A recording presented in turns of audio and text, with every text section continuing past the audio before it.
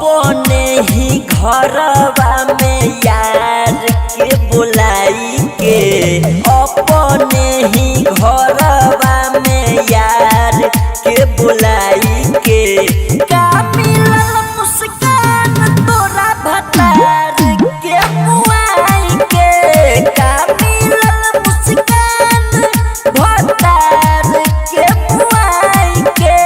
नरको में न जगह मिली तोरा जसहर जाई के। का मिलल मुस्कान अपन भतार के मुआई के, का मिलल मुस्कान भतार के मुआई के।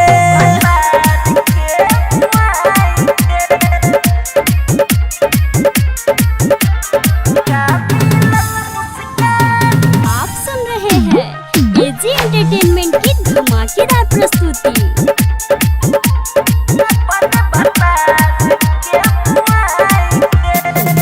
मारे में न तनिको आइल तोरा तमाया रे, अब तो चुरा गइल होई तोहर काया रे, होई तोहर काया रे।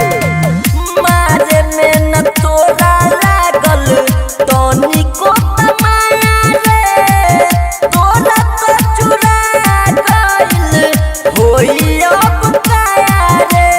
रो रो के हालत खराब सौरभ के माई के। का मिलल मुस्कान अपन भतारे के मुआई के, का मिलल मुस्कान भतार के मुआई के।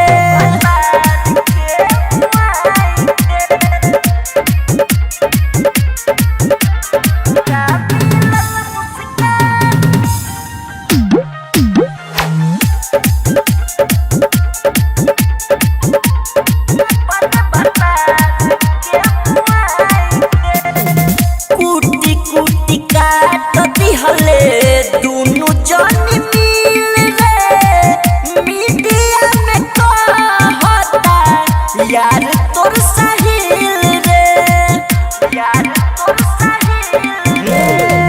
कुटी कुटी काट दिहले दुनु जनी मिल रे, मीडिया में कहता यार तोर साहिल रे। बीके परदेसी कहे जवाना नइखे भलाई के। का मिलल मुस्कान अपन भतारे के मुआई के, का मिलल मुस्कान भतार के मुआई के। Jaiswal digital recording studio, Awapur Pupri, Sitamarhi.